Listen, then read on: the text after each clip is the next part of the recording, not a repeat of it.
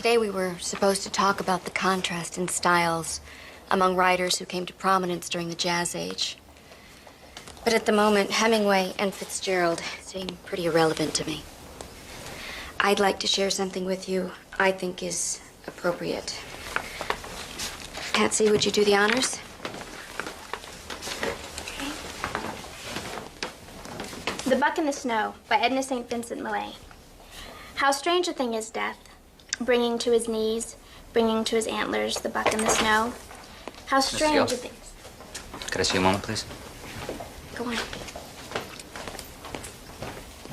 How strange a thing, a mile away by now. Right, Miss Gill. Mrs. Gill, yes. I'm Detective Morse, San Diego PD. I just need to talk to you a couple minutes. Well, that when you're through here, I'd like to see my office, please. Have a seat, please. Ma'am, I'm doing some follow-up on the death of Kip Bauschmoyer. I understand you were one of his teachers. Yes. As a matter of fact, I would have had him this period for junior English. You ever been to his house? The night he died? What about before that? You ever visit Kip at home prior to his death? Yes, I have. Was your husband aware of this? Look, maybe you better tell me what this is about. Well, ma'am, there have been allegations made by several of Kip's classmates that you and Kip Bauschmoyer were lovers. A high school is a rumor mill, Detective. That was one of many stories making the rounds. But I can assure you that's all it is, a rumor. Mrs. Gill, the people who are making these allegations are not saying they heard you were having sex with the boy. They're saying they went over to his house a couple of weekends in a row and watched you have sex with him. Look, I've been in trouble before, Mr. Turner. Got a few priors, but this time I swear they got the wrong guy. I got the picture. Can you tell me how the window of Dr. Frank's Mercedes came to be broken? I have no idea. I think I was just the first guy the cops saw when they got to the scene. Story of my life. Wrong place, the wrong time.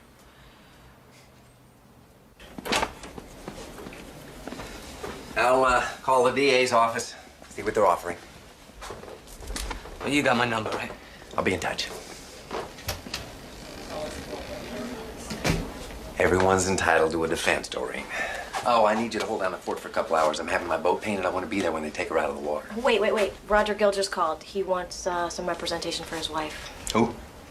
Honestly, Owen, you really should start reading the paper again.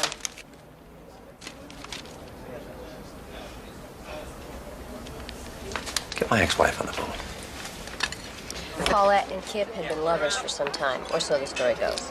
Rumors started circulating, and eventually the boys, Garrett Evans, Paul Preston, and Stuart Cardale, confronted Kip about it. Kip told them the rumors were true, and when they didn't believe him, they decided to prove it to them by arranging for them to come over and watch him having sex with her. This kid sounds like some victim. Why'd he kill himself? Nobody seems to know.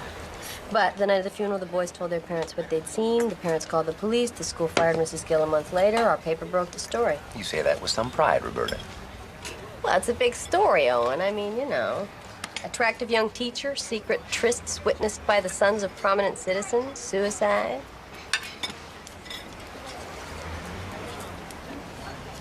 Why the sudden interest? Oh, I don't know.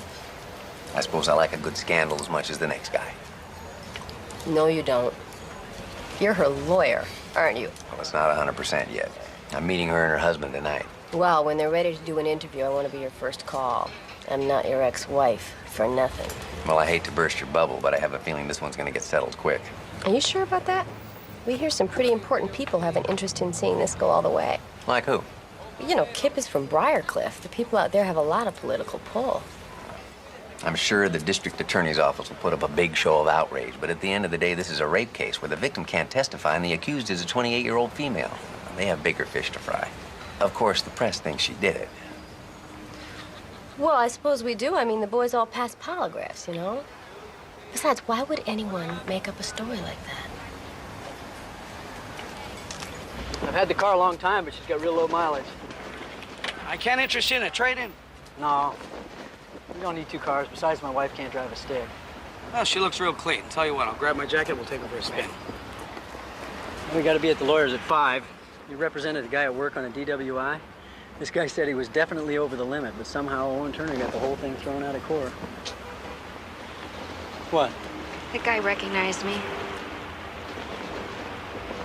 You want to blow him off? We'll take the car down somewhere else and sell it. No, what I really want is for you not to sell the car. Why don't we meet with this lawyer first and see how much it's gonna be? I already asked. It's $5,000 just to walk through the doors. You ready to go, Mr. Gill? Paulette, car doesn't mean anything to me. I know that's not true. I'll be right back.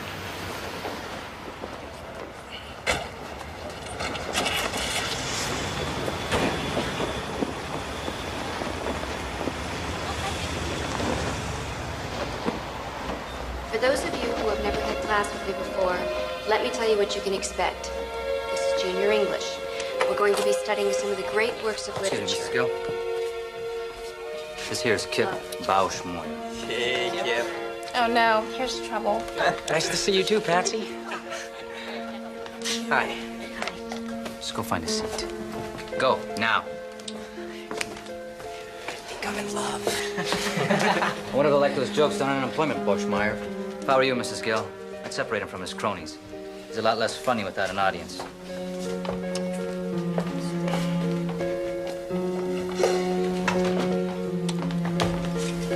Where are you going? You want me to move, right? I was just explaining my philosophy of teaching, Kip, and part of it is that every kid that walks through that door starts off with an A. That means that at this moment, you're one of my best students.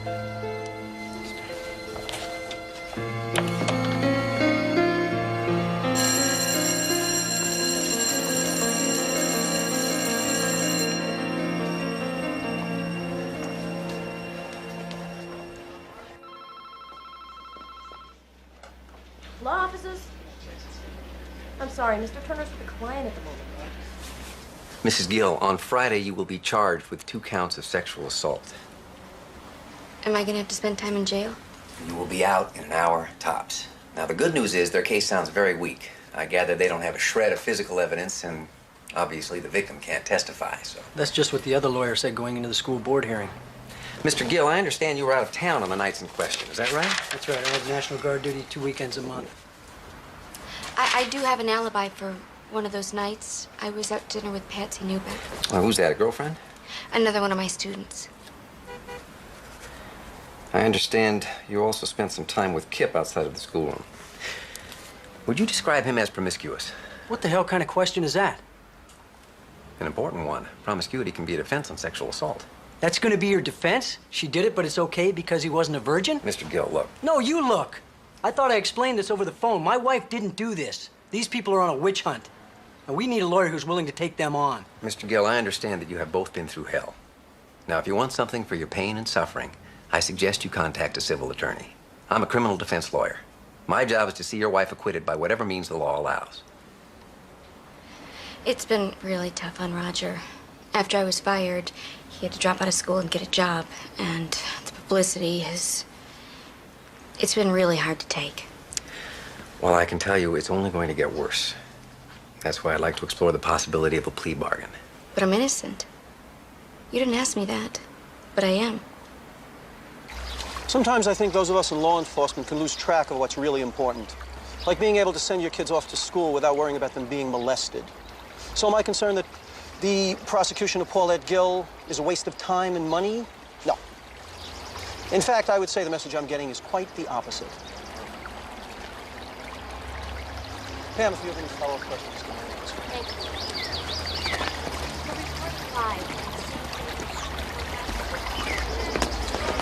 Owen, do you know Earl Cleaver? He heads our sex crimes division. By reputation. Your reputation precedes you also, Mr. Turner. Shall we find a room? I understand your office initially declined to press charges. Only because of the difficulties associated with prosecuting without Kip's testimony. Since then, new evidence has surfaced that convinced us that this prosecution was warranted. I was just telling Earl what a zoo it was this morning. Given the nature of this case, I think it's safe to say we should all anticipate intense media scrutiny. Yes, well, it's good to see you're doing all you can to minimize that, Earl. Given all the hoopla, I'm surprised you didn't assign a second chair. Oh, Hugh is the second chair. I'm the lead prosecutor on this. You mean you personally? Hugh is a fine prosecutor, but the DA and I both felt that given the public interest in this case, the most experienced hand should be put on. But we're getting ahead of ourselves, and we're here to avoid going to trial. Here's our offer. She pleads guilty to 1 felony count. We drop the other charge. We recommend that she does 2 years probation. And we'd also want some guarantee that she never teaches school again. Are you serious? Oh, it's a fair offer. If this goes to trial, we'll be asking for the maximum on both counts. She could do 4 years. Oh, come on. There's no evidence that this relationship, if it even existed, was anything but consensual. That's not informed consent, is it? We like our case, Mr. Turner. We have 3 eyewitnesses. These boys are nice kids. Good, solid families, and nothing to gain by lying. Sure impressed the hell out of the grand jury. There's also the statement she gave the police on it. She acknowledges she was in the house twice in November to help him with some personal problems. She did it. We know she did it, and it's going to be easy to prove. Well, I still can't take her an offer like that. She claims she's innocent. I guess we'll see in court.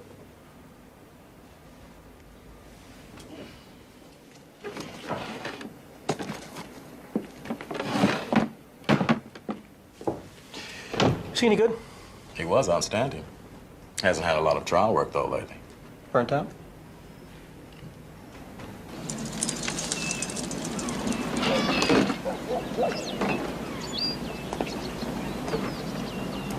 Miss Gill. I saw you on TV again. Yeah, I'm getting to be a real celebrity, Danny. I'll tell you, it's not much fun. Well, at least you look good. I mean, that's something, right? What's with the books? Don't tell me you're back in summer school. Afraid so. You don't know what happens. The weather turns nice, suddenly my grades go south.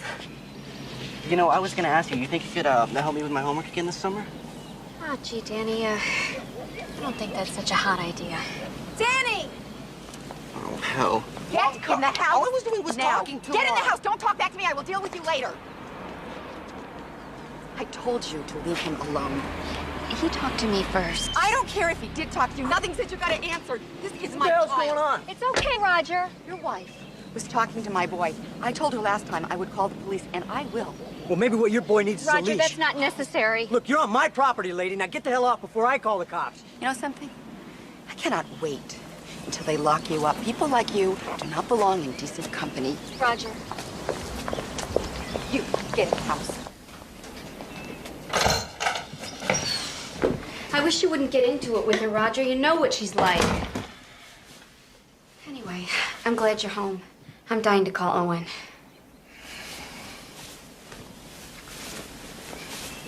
Trial starts in 8 weeks. You called him? That's right. I knew he wasn't gonna be able to make any deals. I figured I'd spare you the grief.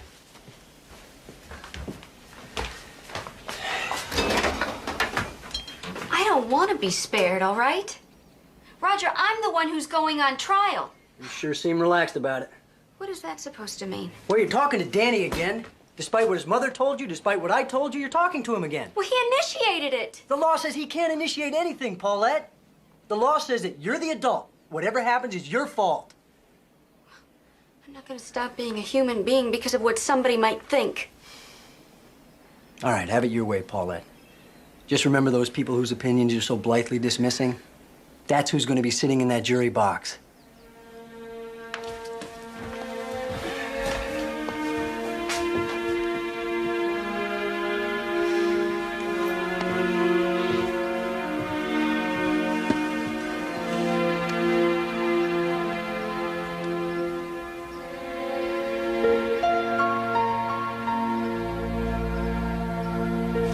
I hope your coach isn't going to give you grief about missing football practice. He doesn't have much choice. If I don't get my grades up, I won't be on the team.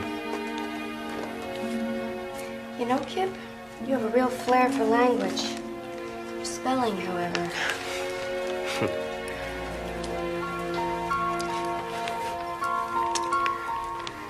I usually getting off of practice about this time. Noticed you're always still here.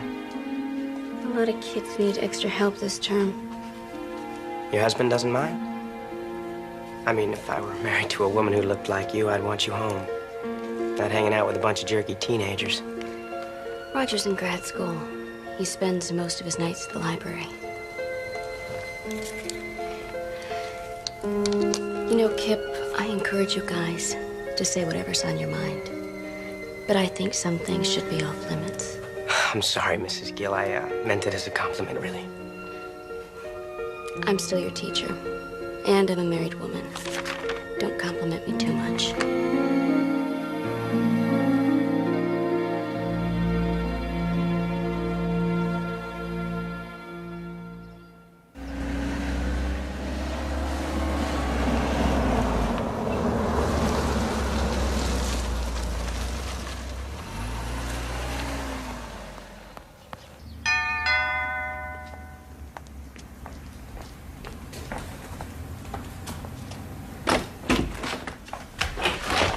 Hi, Miss Newbeck, Patsy Newbeck. Yeah? My name is Fred Cobb. I'm an investigator working for Paulette Gill.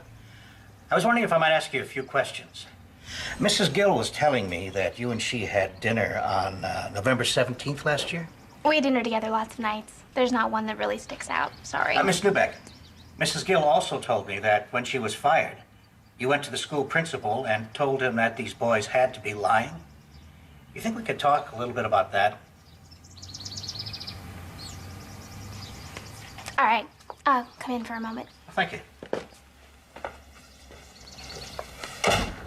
Maria, por favor. Look, it's true that I went to the principal, but just to say that I didn't believe these guys. I never said that I had any first-hand information about what they might or might not have seen. But you did have dinner with her on one of the nights in question? I might have. I just don't remember. I'm sorry, Mr. Cobb. I don't think I'm going to be of much help. What's going on here? Who are you? Fred Cobb. Mr. Newbeck, is it? He's a private investigator for Paulette, Daddy. I think you'd better go. You have no business sneaking around the neighborhood trying to catch people off guard. But I invited him in. Stay out of this. My attorney is Buddy Reston of Reston and Myers. Yeah, write that down. You have any more questions for my daughter, you give him a call. Oh, and thanks for your time, Miss Newbeck.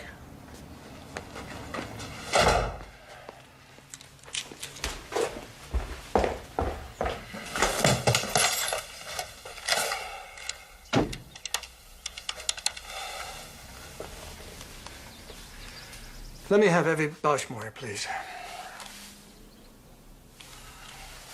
Evie, Don Newbeck. Listen, I think it might be a good idea if we got everybody together. Hey, let's not overreact here. It's not like she wasn't going to put on a defense. So I spoke to Earl Cleaver, let him know what's going on. I also spoke to my own attorney, who tells me that we're under no legal obligation to cooperate. What about witnesses planning on testifying for the prosecution? Makes no difference. Stewie and Garrett are under 18. They can't even be contacted without your consent. But Paul just turned 18, Don. He still has to give his consent, Margie, unless her attorney gets a court order, which Cleaver thought was very unlikely. Would you excuse me for just a moment? Sure. I'm so sorry you all got dragged into this. Evie, you put that thought out of your head. Garrett has told me many times that he has no regrets. And Stewie and Paul feel the same way. Hey, where are you going? Out.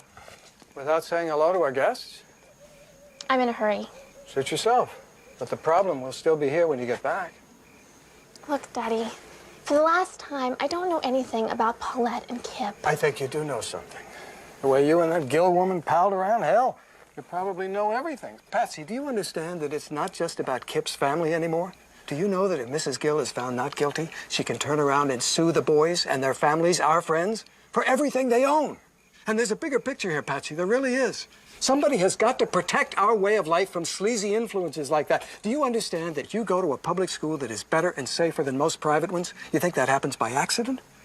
Well, if it happened in Briarcliff, Daddy, I'm sure you had something to do with it.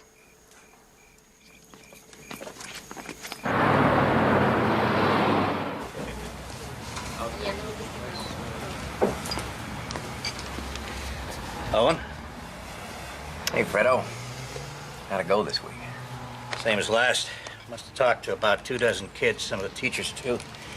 Nobody knows anything. Did you get through the DA's file yet? Almost. And I'll tell you, they're not having the same trouble we are. I've defended murderers who didn't have this many people saying bad things about them. Mrs. Gill frequently wore tight-fitting sweaters to school where you could see her nipples. Mrs. Gill had parties for students in her home where she served margaritas. Mrs. Gill gave Kip BD. Roger Gill told me this thing was shaping up as a real witch hunt. So what now? Once you get past all the hearsay and innuendo, Cleaver's whole case really comes down to the testimony of these boys. I think our defense has to be that they are just flat out lying. Well, what's their motive? Well, the friend had just killed himself. Somebody had to take the heat, right? Yeah, these boys are real Eagle Scouts, Owen. Even if they were looking for a scapegoat, it's hard to believe they'd commit perjury to do it. Kip died on Thursday. His funeral was on Monday. That gave him 3 days to cook this thing up. From now on, I want you to see what you can find out about where they were that weekend. Yeah, I'll do my best. I haven't seen you this worked up in quite a while, Owen. You know, I don't mind a fair fight, but these rich folks are ganging up on our client, Fred. That irritates me. They may be ganging up on her, but that doesn't make her innocent. You have doubts about that? She seems like a real nice lady. On the other hand, it's been my experience that there's usually at least a little fire at the center of this much smoke. I don't want you to be concerned about this lack of cooperation. It's not unusual. And Cobb will keep talking to kids right through the trial. Well, what about Patsy? She wasn't too helpful. But calling her presented certain problems anyway. Like what? She's not a perfect alibi. You could have had dinner with Patsy and then gone over to Kip's. And I think we want to soft pedal your extracurricular relationship with these kids as much as possible. Now, a number of people have commented on Kip's flirtatiousness with you. I'd like to know a little more about that. It was strictly a teasing kind of thing. For example, there was one day last term. We hadn't really spent much time together, so you can imagine my surprise when he blurts out, I would kill the guy who would make love to you. "What is that supposed to mean?" That's my new pickup line, Mrs. Gill. What do you think? I think a girl your age would probably prefer a less direct approach. I guess I'll have to keep practicing. Yeah.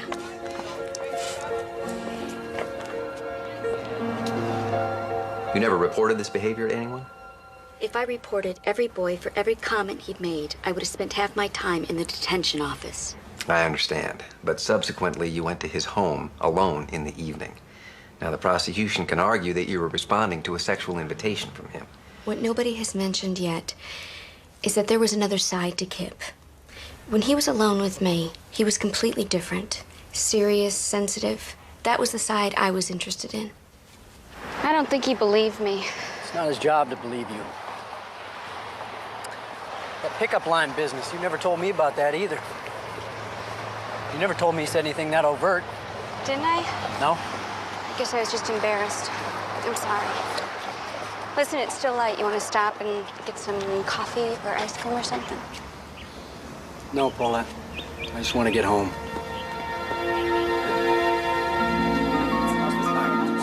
This is Jake McGee here at the San Diego County Courthouse, where the crowd is building on this the first day of Paulette Gill's sex trial. The doors of the courthouse will soon be opening. This is Mary Kay Andrade reporting live from the San Diego County Courthouse. This is Joe Friedman. Okay, here's a sound check. On this, the first day of the sensational Paulette Gill sexual assault trial.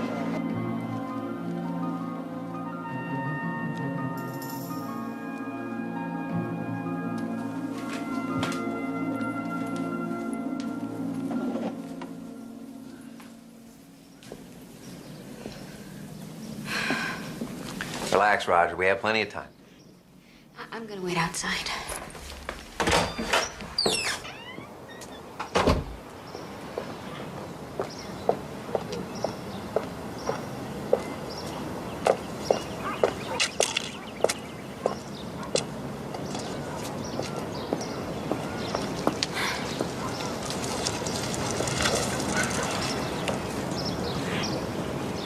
So today's big day, huh? Yeah, we'll be leaving for court soon. Good luck. Thank you.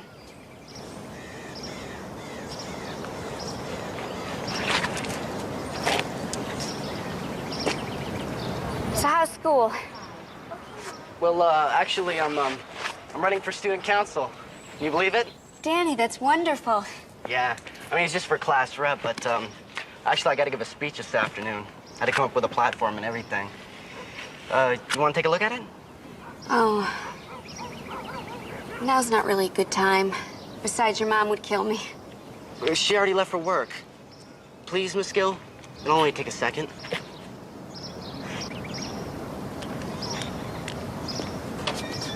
great. That may be too long, though. Oh, I like this. And then if I could do Paulette, for crying out loud! It's all right, Rogers. Mom's at work. I'll just be 1 minute. But you know what's great is that you're here with the joke right here. So it lightens everything up and then you can speak. And I want to end it here with one also. That's really good. Kids really respond to her, huh? Oh, yeah. My wife loves teaching Owen. She's got a real gift for it.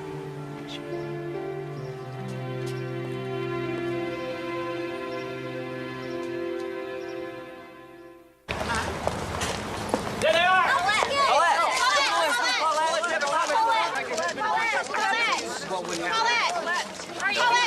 Raise your right hand. Do you swear the testimony you're about to give is the truth, the whole truth, and nothing but the truth, so help you God? I do. Would you state your name for the record? My name is Evie Bauschmoyer. I live on Bridle Ridge Road with my husband Wayne and my daughter Tracy. My son Kip also lived there with us. Mrs. Bauschmoyer, I know this is painful, but would you describe how you first learned that Kip had killed himself? I'd picked my daughter Tracy up from school. I had just finished grocery shopping.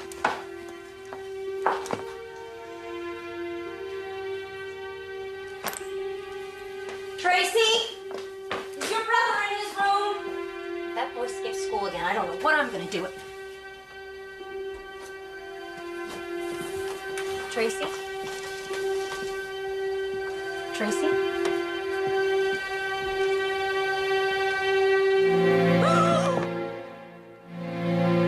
Mommy, what's happened to Kip?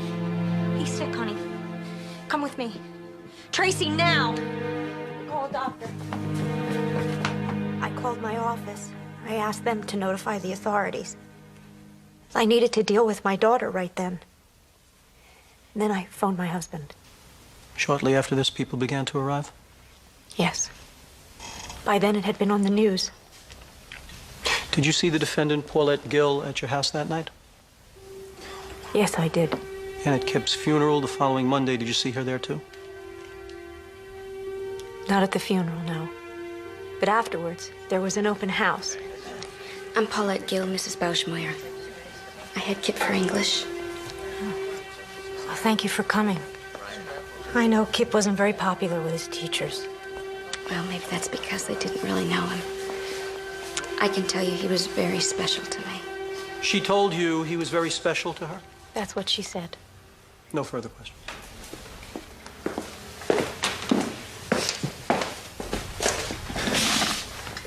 Mrs. Bauschmoyer, isn't it true you blame this woman for the death of your son? I wouldn't say that, no. Naturally, we wonder what influence she may have had. Isn't it also true that when the DA's office initially declined to file charges, you called persistently until that decision was reversed? My son had been molested, Mr. Turner. How do you know? I have the word of people I trust. Plus, my own impressions of her conduct at the open house. I believe you said she came by to pay her respects, told you she taught your son, liked him personally, and gave you a hug. That's correct. What is it exactly you find so peculiar about that, ma'am? It was obvious she thought of herself more as a friend than a teacher. So you find it strange that she liked Kip enough to consider him a friend? Objection, argumentative. Sustained. Mrs. Bauschmoyer, there were other teachers at Kip's funeral, weren't there? At the funeral, not at the open house. On the nights of November 17 and 24, do you have any knowledge of Paulette Gill coming to your home?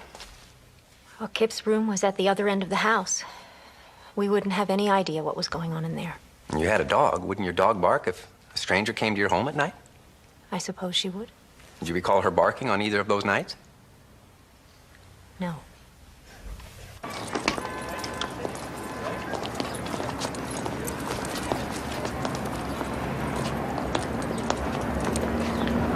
You think they'd at least send someone out to let us know what's going on, you know? I don't know how you guys can all be so casual about this.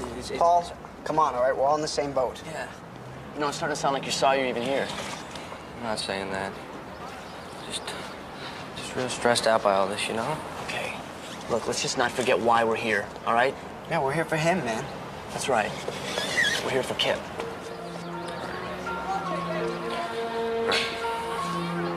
Come on. I don't believe it, not for a second. You saw how she was with me just now. The same way in class, always looking at me. Ask Paul. She's like that with everybody. No, she's Right. not. Look, I knew she was interested in me from the beginning. One night I hit on her, and she's like, oh no, I'm a teacher and I'm married. So I figured I was wrong. Then a few weeks later, she asked me to go have coffee with her. Starts telling me about how her husband doesn't understand her. That was a month ago, boys. I've been having her ever since. Come on. Look, I know it's hard to believe, Well, but it's impossible to believe. Wait a minute. Wait a minute. This time, you gotta put your money where your mouth is. I'm looking for Leland Grun. Yeah, who are you? Name's Fred Cobb. I'm a private investigator working on the Paulette Gill case. You Mr. Grun? Yeah, that's me, but I don't know what I could tell you because I only went to school there for about a year. Okay, thanks. Say, how'd you happen to come talk to me? Mrs. Gill gave me a list of students she thought might have something good to say about her. Mrs. Gill was all right to me. She tried to get me to stay in school. I wouldn't want to testify or anything.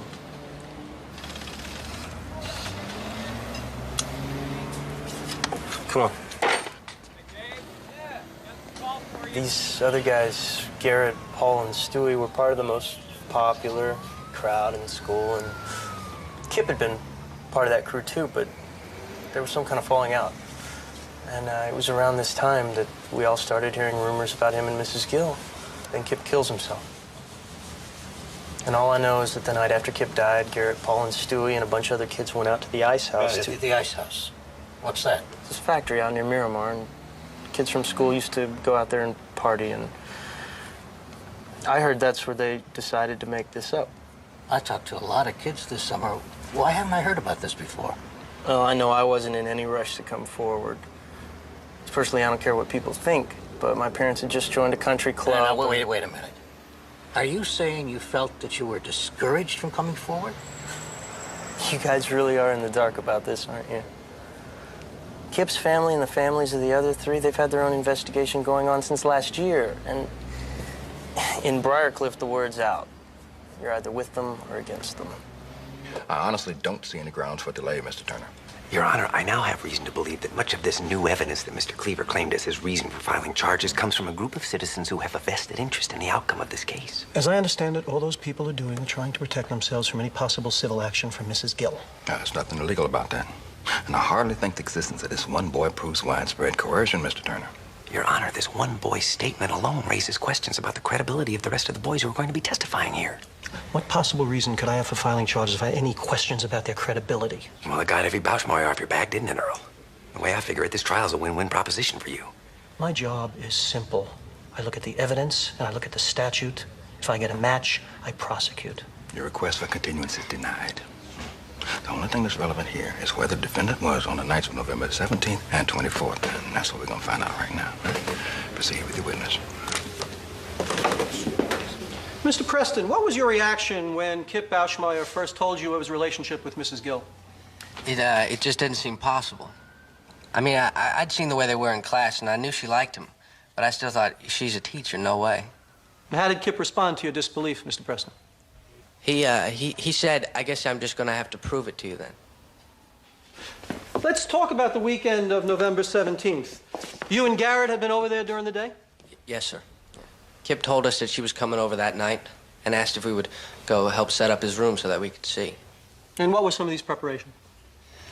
His window was kind of high up, so we had to stack some paving stones to stand on. And he had these curtains that we had to rig so that we could see better. And what happened after you finished setting up his room, Paul? We went home. And then later I picked Garrett up and we drove back over to Kip's. I knew what kind of car Mrs. Gill drove because I'd seen it a bunch of times at school. It was parked right where Kip had said it would be. Now, at this point, we're thinking maybe she's just over there talking to him, right? But on the way up to the house, I started to get cold feet.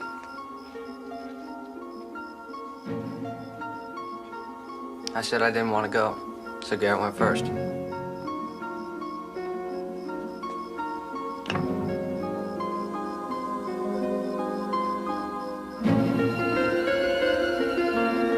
was scared we'd be caught. And then after a minute, he comes back and he says, somebody's about to do something to somebody. And that's when I went up to the window.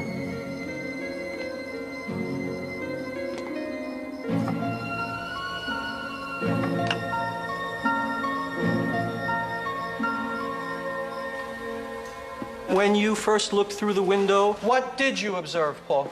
Exactly. I saw my best friend, Kip Bauschmoyer, and my teacher, Mrs. Gill, having sex.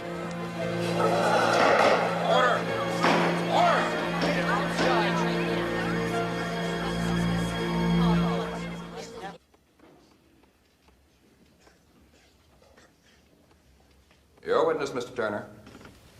Mr. Preston, yesterday you described preparations you made in order to better see Kip and the defendant having sex. For example, you stacked up some stepping stones. Do you recall why you did that? It made it easier to see. Your Honor, may I? Would you step over here, please?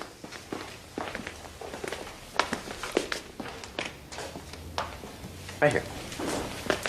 Now, I want you to imagine that the jury box is Kip's bed. Earlier, some photos were introduced indicating that the bedroom window is 5 feet from the base of the house. How tall are you, Paul? I'm 5'10". 5'10". Now, I want you to look at the jury while I measure out 5 feet.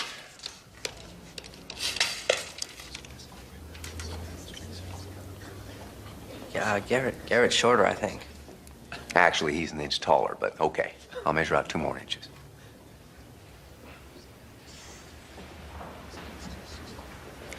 I'd like the record to reflect that I measured out 5 feet 2 inches, and yet Mr. Preston can still see the jury easily over the top. Can't you? Yes, sir. Thank you. You can sit back down.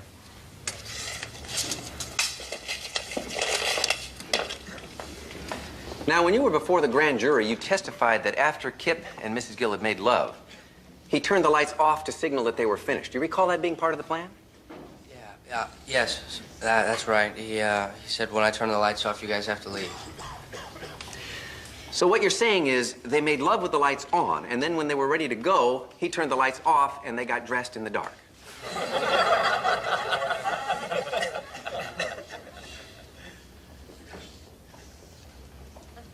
Yeah, well, maybe a lot of the stuff we did wasn't necessary, but it's not like any of us had any experience with this kind of thing. That'd be one explanation. Another might be that you guys made up the story and then never got around to going over to Kip's house to see if it checked out. That's not true. And we never discussed this among ourselves until after we gave our statements to the school. Have you ever heard of a place called the Ice House, Mr. Preston? Yeah, I've heard of it.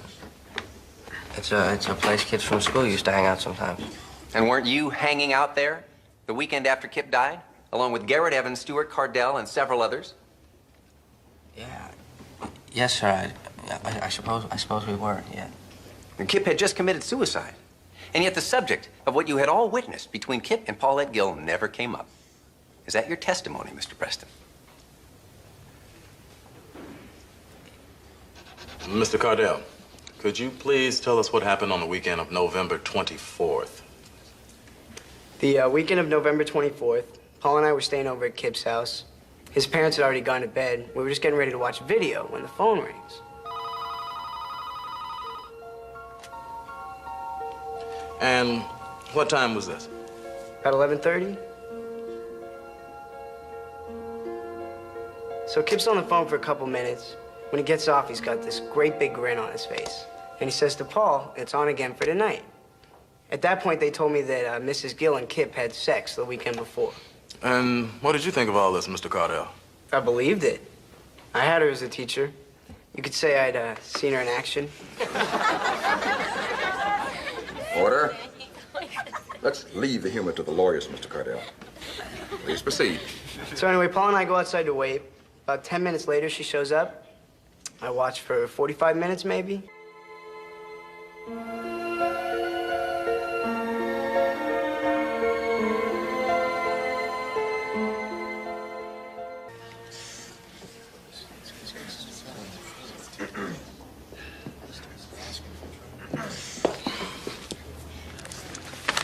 Now, how was Mrs. Gill as a teacher? She was okay. She actually went out of her way to give you a lot of extra help, didn't she? Yeah. Did she ever make any sexual overtures to you? No. So when you say that her actions contributed to your conclusion that Kip and Paul were telling the truth, what are you talking about? It was just a feeling I got. After Mrs. Gill left, did you guys talk about what had just happened? You know, I don't think we ever really talked about it until after we gave our statements to the school. You mean even at Kip's funeral? And when you were all together the night he died, you didn't talk about it? I don't believe so. What about when you were all out at the ice house, Mr. Cardell? No. But you were out at the ice house together, weren't you? Just killing us with this ice house business. Yeah, we were there. No further questions. Let's hold Garrett back for now. I want to interview him again. I want you to call Don Newbeck, tell him it's time to fish or cut bait. Got it. Any redirect, Mr. Cleaver? Sorry, Your Honor. In view of the hour, Your Honor, the state requests a recess until tomorrow.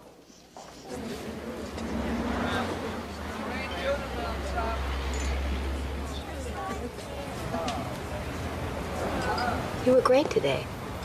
Now, that's not just my opinion. The whole press corps is talking about how you're kicking their butts. Well, it's early yet, but thanks, Bobby. So why the long face? I guess I'm still bugged by the way Cleaver stood by while the town held its inquisition. Oh, don't be such a Boy Scout. The people in Briarcliff want justice, and if they're in a position to pull some strings, I say more power to them. That's just how the system operates. Yeah, well, may I remind you, you and I are part of the system. Yeah, and I've seen you work that system plenty to put some really awful people back on the street. Yeah. Who always says winning is all that matters? The first day I went to pick them up for court, the boy across the street came over to ask Paulette's help for a project at school. I mean, here she was about to enter the arena, yet she was willing to take the time to help some kid with his homework. That's when I knew. This woman cares too much about teaching to get involved in anything like this. I think you're being a little naive about her. I mean, even nice people can rationalize almost anything in the name of passion. Look at us.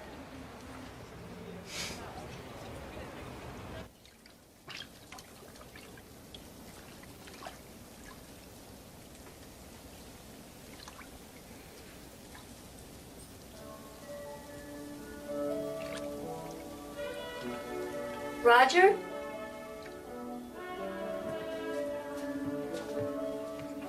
Roger?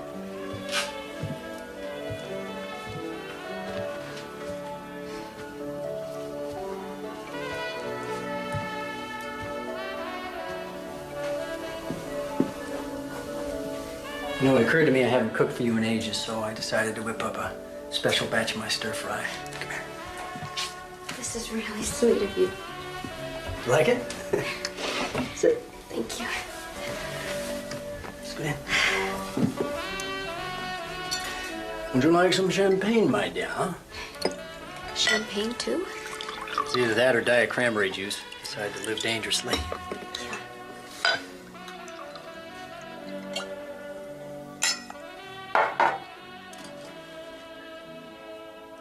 I really appreciate the thought. But I don't think I could get down a bite of food. Well, maybe what you need is to work up a little appetite. Huh? Come here. You look beautiful. Oh, stepping on your feet, am I?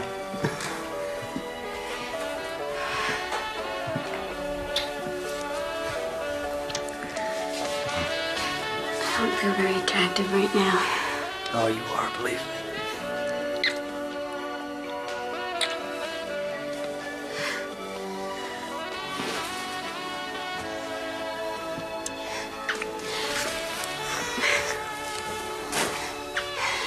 It's okay. I'm really not up for this right now. Roger, please. Please be patient with me.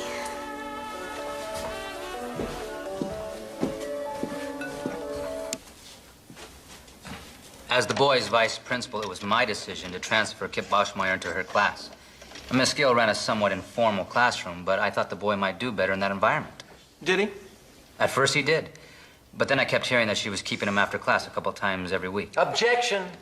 Your Honor, this is blatantly misleading. There is no offer of proof that anything but studying went on at these after-school sessions. Let me see you two lawyers up here right now.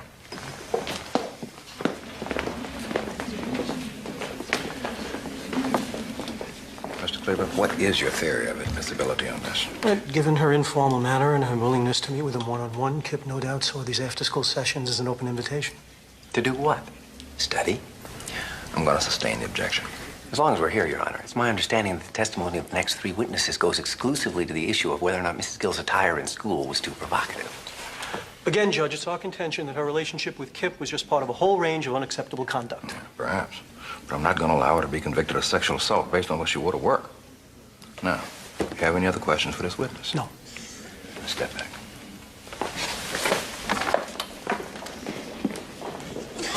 Mr. Garcia, you're excused. Thank you. You have any other witnesses you can call at this time? We do, Your Honor. She's not on our list, having only recently come forward, but she is in the building and ready to testify. Call your witness, Mr. Cleaver. The state calls Patricia Newbeck.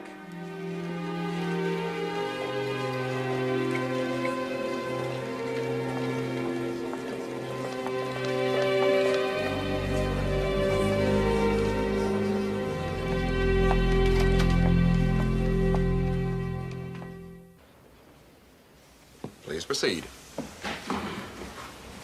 Miss Newbeck, your relationship with the defendant was more than the usual teacher-student relationship, wasn't it? We were also close friends, yeah. How did your friendship come about? At first, it was based on my schoolwork.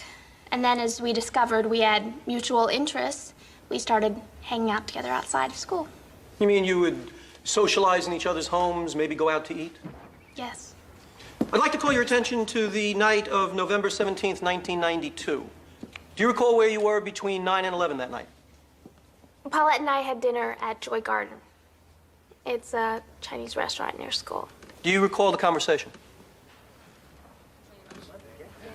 Yes, I do. You asked my opinion, Patsy, and I'm telling you, I don't think you should be giving Bobby that kind of commitment. We really love each other. Why is it so hard for everybody to understand? I understand. I was in college. I was dating Roger. I was in love. And now here it is a few years later. And people don't always evolve in the same direction. God, Paulette, you and Roger aren't having problems, are you? I love Roger, but I don't think either of us really... She went on to say that since Roger had started grad school, he had gotten totally caught up in his work. She said he was distracted and losing interest in her. And had another complication in the Gill marriage developed at this time? Yes. Paulette told me she might be falling in love with Kip Bauschmeyer. Did she say what those feelings were based on? Kip was crazy about her. He was always interested in everything she had to say. Was it your impression that those feelings had been acted upon? That's how the subject came up. Paulette had a date with Kip that night, and she wanted me to cover for her. If my teacher looked like that, I probably would have killed myself, too. You know what she said when they caught her? No, what's that? She's cramming for an exam. What are you, crazy? Just two more questions. Would you say you were also close friends with Garrett Evans, Stuart Cardell, or Paul Preston? No, I'm not friends with their group at all. Have you ever been to the Ice House? I don't even know where that is. Thank you. No further questions. Miss Newbeck, you knew Kip Bauschmeyer pretty well, didn't you? Our families were close, yes. Initially, you were one of Mrs. Gill's strongest supporters. You told the school principal, your parents, anyone who would listen, that you thought Paulette Gill was not guilty of these charges. That's true. What prompted you to change your story? Paulette and I were friends, but I felt that what she had done was wrong, so I decided I couldn't support her anymore. When was that? I don't remember exactly. Miss Newbeck, this is a statement you made to the district attorney's office in April of this year. Do you recognize it?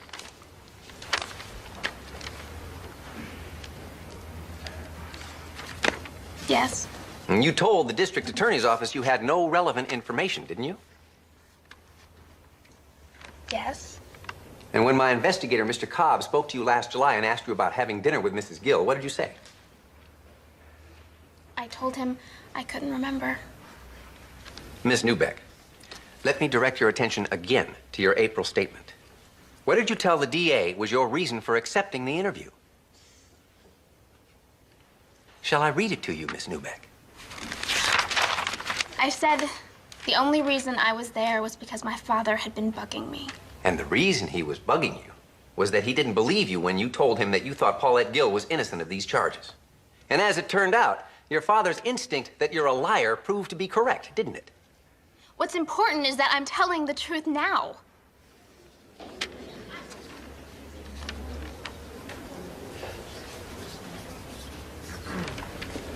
No further questions.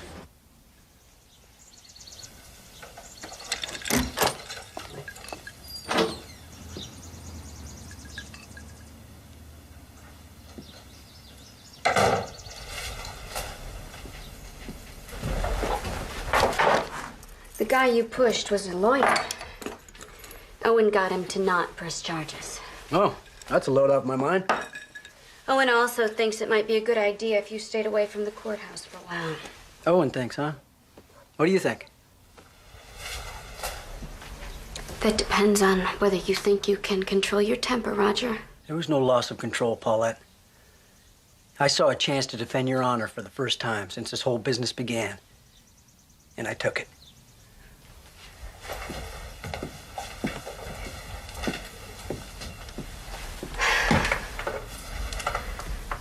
If you'd like to listen, I'd like to try to explain about Patsy. Did you discuss our problems with her or not? She took things I said at different times out of context. What context could there possibly be for talking to this girl about our marriage? You know, I never liked the way you were with those kids. How accessible you made yourself. But I didn't say anything because I figured that was your call. And because I never dreamed that what you were sharing were intimate details of our family life, Paulette. When kids come to you, asking advice and sharing their secrets, you find yourself responding in kind. Is that such a crime? It depends on how far it went, I guess, huh? Are you asking if it's all true? No, but when they say you didn't keep your distance, they're not wrong, are they? You did cross over the line, and you brought this down on us as surely as if you had slept with him. Maybe it's not such a bad idea if you did stay away from court. Well, I wish I didn't have to go to court, believe me. Our friends in the press, they'd have a field day. I don't care much about appearances right now. Well, I do. I'm not going to give those bastards any satisfaction. Let me spell it out for you. I don't want you there anymore. If that's the only reason you have for coming.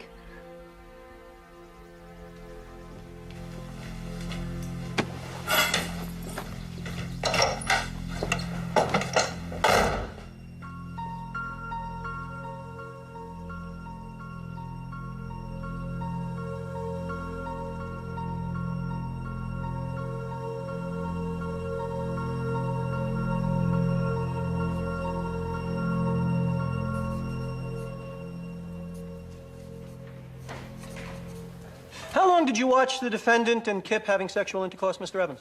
About a half hour, of which I was at the window maybe 10 minutes altogether.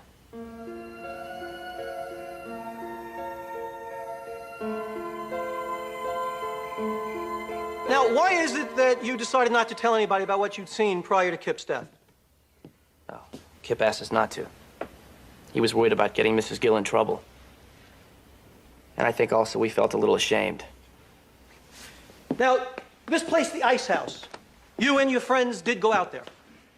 Yes, sir, the night after he died. Did you and Stuart Cardell and Paul Preston conspire to make up this story at the Ice House, Mr. Evans?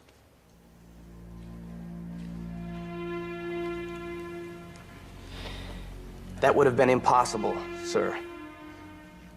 We went to the Ice House on Friday. By then, I'd already told my mother and some other police officers what I knew. No further questions. All Garrett's testimony really proves is that he was the first one to tell the story. We can argue that he was the ringleader, but it hurt us. And as for Patsy Newbeck, Can't we call Leland Gruen? unfortunately, his story about the ice house isn't a first-hand account and wouldn't be admissible. Cobb can't find anyone who will admit that they were actually there. Paulette, this whole thing is going to come down to your testimony. So I want you to really focus on that. When you get up there tomorrow, I want you to tell your story simply and straightforwardly. Do that, and I think the jury will believe you. Will they? You didn't. Maybe I've just defended too many guilty people. But I have to believe that when that jury really looks at you, they'll see what I saw when I finally opened my eyes. An innocent woman falsely accused.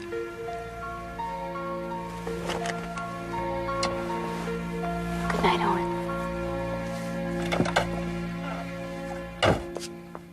Okay, 1:15. Here's the 5-day forecast for Southern California. Mostly clear through this period, except for areas of night influence clouds and fog near the coast. That's what we need again. Lows overnight of 52, highs expected in the daytime of 72. A little bit warmer inland, of course. And looking ahead now for the next 5 days, we expect temperatures to remain in the mid-70s with some rain likely early next week. We'll be right back after this message.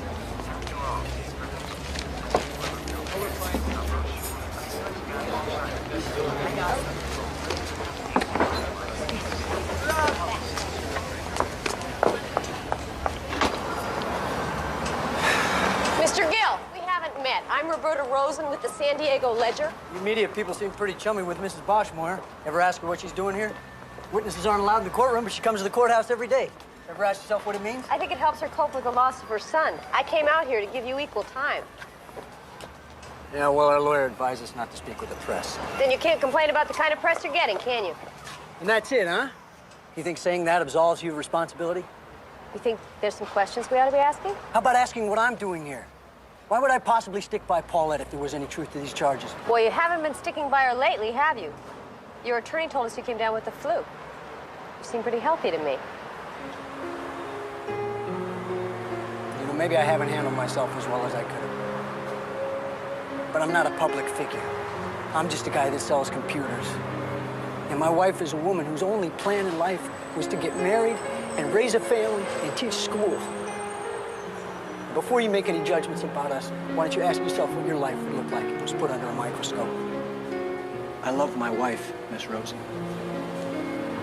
Excuse me.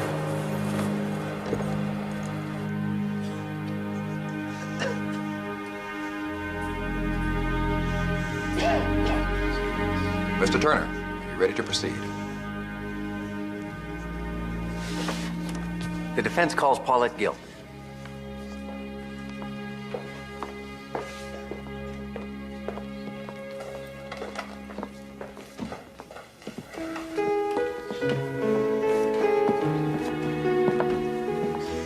Raise your right hand. Do you swear the testimony you're about to give is the truth, the whole truth, and nothing but the truth, so help you God? I do.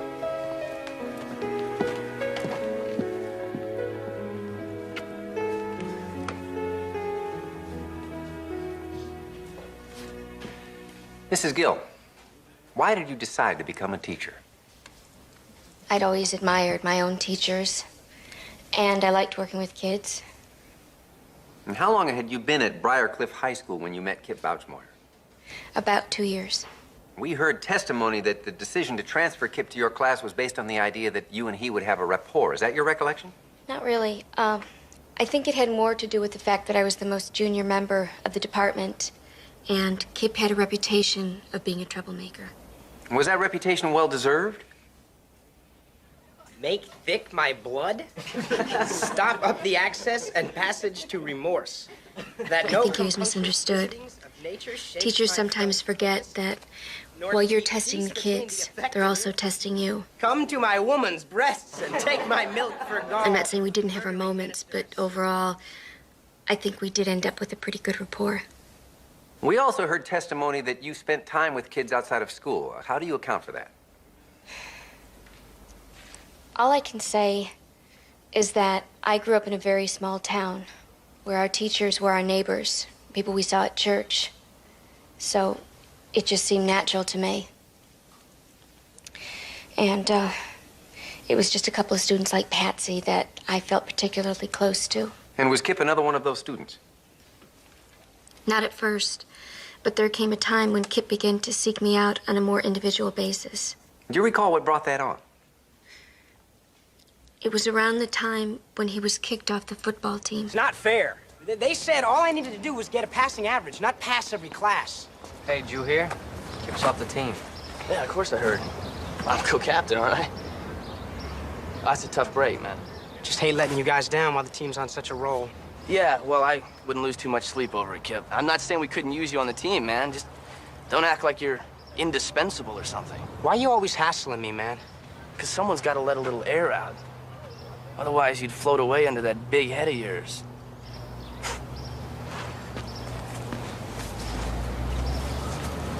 Guys, let's go. Blim said he'd give us a ride.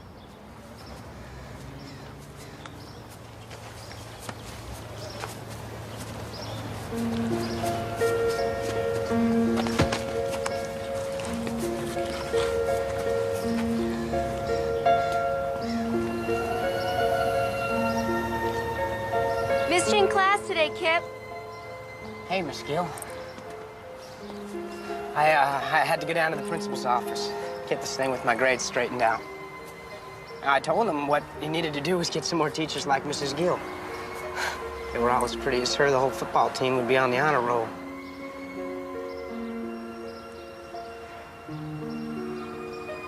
What are you doing right now?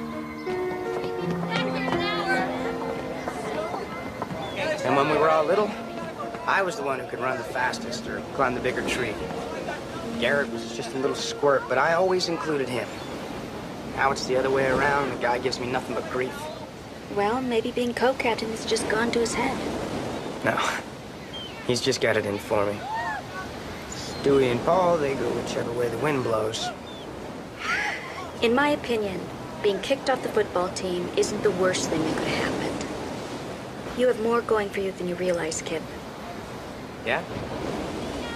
Like what? Like the side of you I see right now. Your serious side.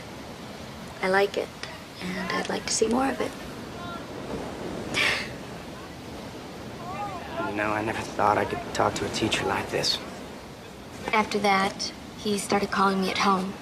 I hadn't given him my number, but other kids had it, and it was listed. Now, at one point, you did have occasion to go to his home. Would you please tell the jury what prompted that? About a month after we had coffee, Kip called me one evening, very upset. Hello? Mrs. Gill, I need to see you. Kip, what's the matter? Please.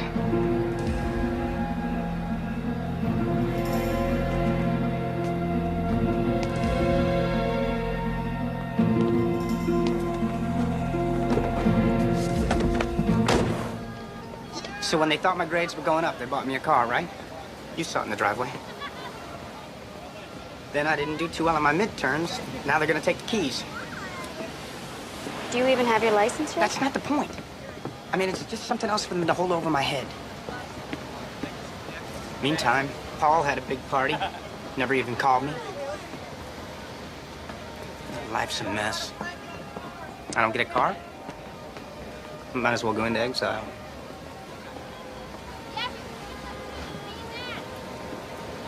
I'm adopted.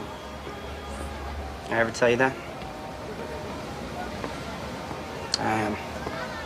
My older brother got all A's in school. Dad always asking me why I couldn't be more like Michael. Of course, Mike's their natural son. See, that makes me what? The unnatural son? I'm sure your father doesn't feel that way. What about your mom? They just don't get it. Not like you do. You're the only person I can really talk to.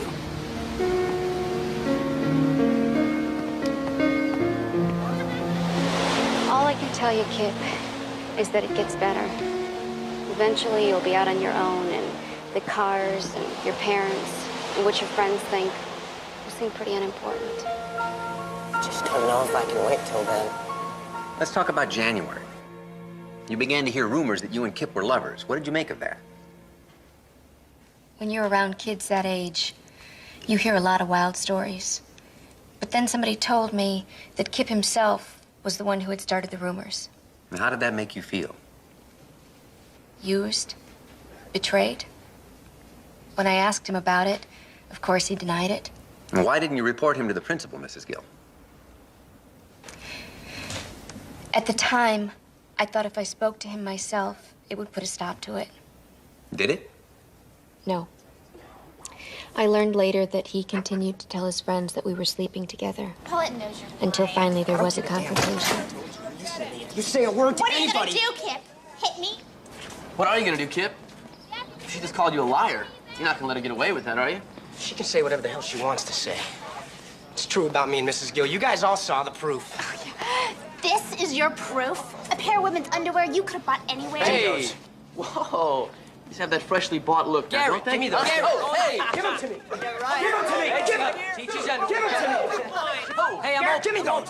Give them to me. Stewie, give me them. We always knew you were full of crap anyway.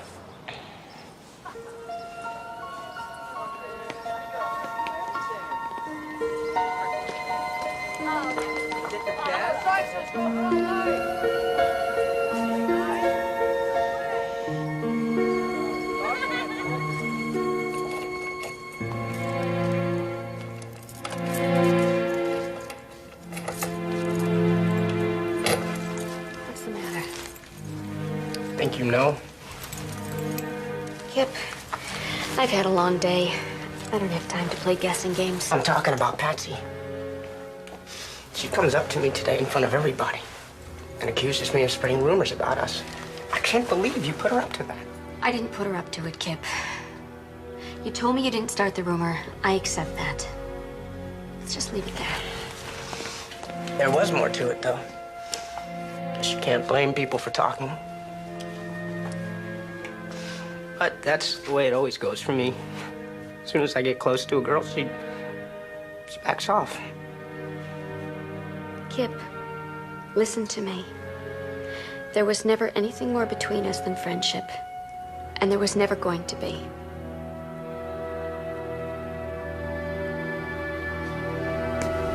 That's great, Miss Gill. Are you saying that I'm not even a little bit special to you? That was the last time that I saw Kip. And 3 days later, he killed himself.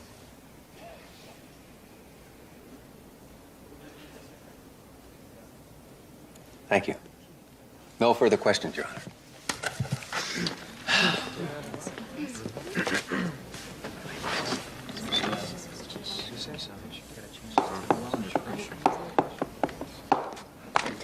So it's your testimony that you never had sexual relations with Kip Bauschmoyer. Yes, it is. But you do admit to visiting him in his home after hours on 2 occasions. Yes. Oh, it's an interesting coincidence, wouldn't you say? These 3 boys say you went over there twice. You say you went over there twice. Can you account for this similarity in both stories? No, I can't. All I can figure is that maybe Kip told them that I had been over there as part of his proof that we were sleeping together. Do you deny having dinner with Patsy Newbeck on November 17th? Not the way she described it. We had dinner, yes. Oh, I see. So once again, only the sex part is a lie. Your Honor, I think we can all do without Mr. Cleaver's sidebar editorializing. I agree. Watch your tone, Mr. Cleaver. Sorry, Your Honor. Mrs. Gill, about these problems you say you were helping Kip with. You have some training that qualifies you to counsel troubled kids? No special training, no. The school has guidance counselors, don't they? Couldn't you have referred Kip to one of them? Or told his parents that he was having difficulty? Some of his problems had to do with his family, Mr. Cleaver. So no, I didn't think that was appropriate. And when you realized Kip was developing romantic feelings for you, you also declined to tell anyone in authority. Was that because you were afraid of being asked what you'd done to lead him on? Perhaps that was part of it. Because you had led him on?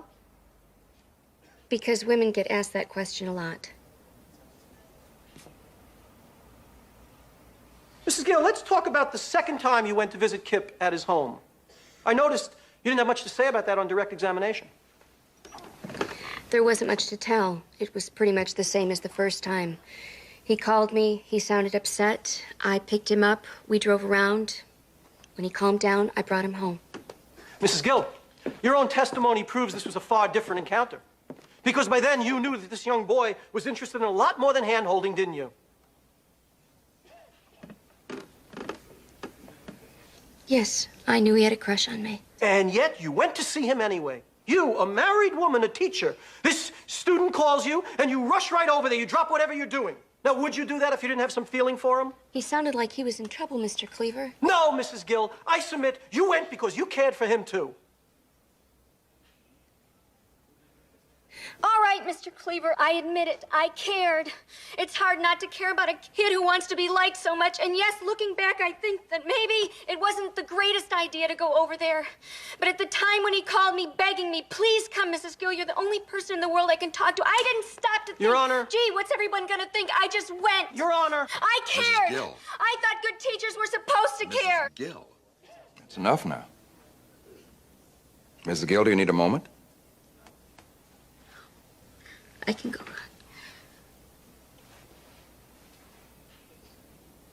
Mr. Cleaver. At this time, I have no further questions.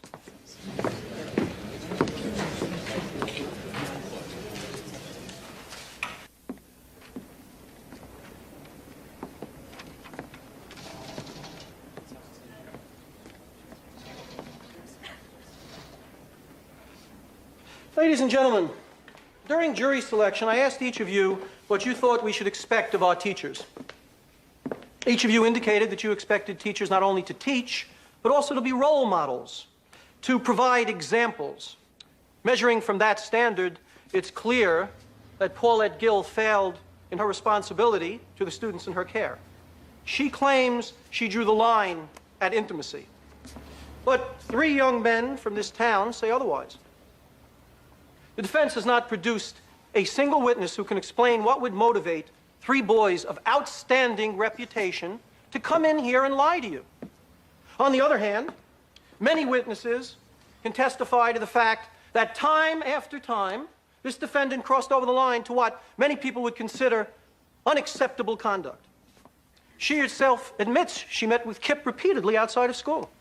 Is it possible that this attractive, sexually sophisticated woman did not comprehend the effect this would have on an inexperienced young boy? Let us send a message that in this town, traditional standards of decency are still the measure of behavior, and that those who don't adhere to those standards will be punished. If you apply common sense as well as the law, I am confident that you will conclude that Paulette Gill is guilty of sexual assault. Thank you.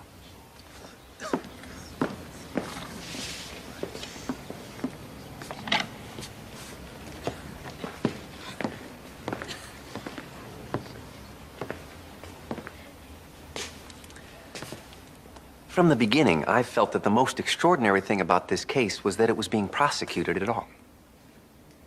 She was intimate with him. That's what they say. Maybe Kip and Paulette did have a kind of intimacy, the kind that occurs when one person reaches out to another person and says, "You're not alone." And the state has suggested that this case represents a sign of the times. I agree.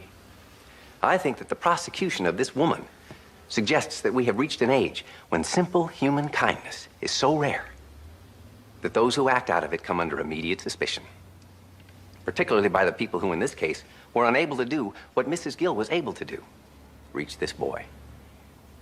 And it is my opinion that they want to blame her for his death because their only alternative is to blame themselves. As to why these young men lied, I can only speculate. Maybe in the wake of Kip's death, they honestly wondered if there wasn't something to his story after all. Maybe they felt guilty. And if the price of easing that guilt was the reputation of this teacher, this outsider, well, so be it. Remember, folks, they could not have foreseen it would come to this. They simply told their parents, who called the police, who informed the school. Somebody tipped the press off, and here we are. deciding the fate of this woman on the basis of this same absurd, childish story. It has come to this because at every step of the way, people who should have known better stood by and did nothing. Well, I submit to you now, and it's high time somebody in this case stood up and did the right thing. And I'm sure that you will. Thank you.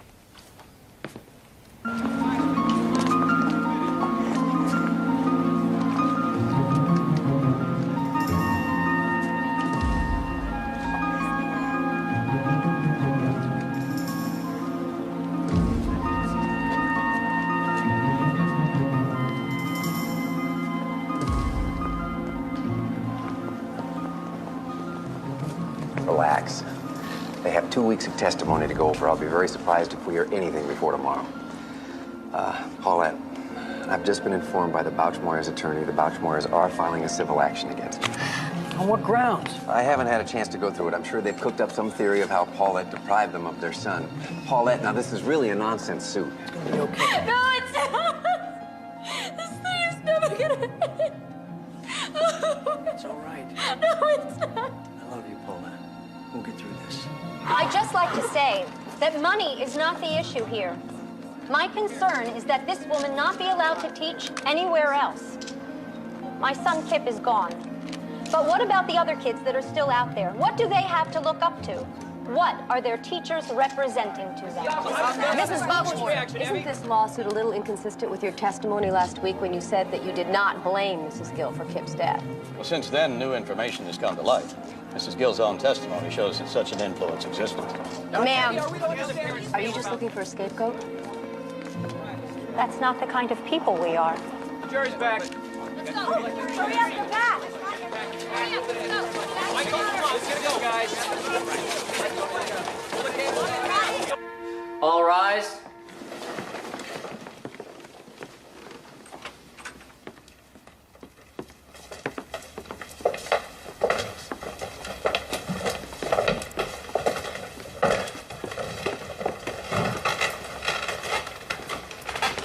Be seated.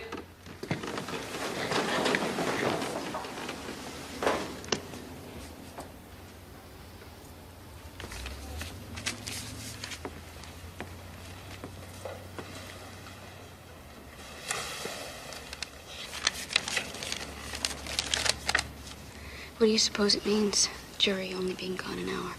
It means they had their minds made up before they went out.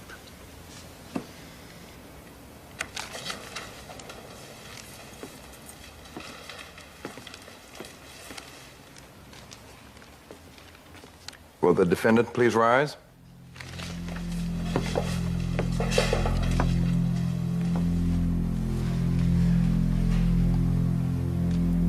Madam Foreman, have you reached a verdict? We have, Your Honor. In the matter of the state of California versus Paulette Gill, we, the jury, find the defendant Paulette Gill not guilty.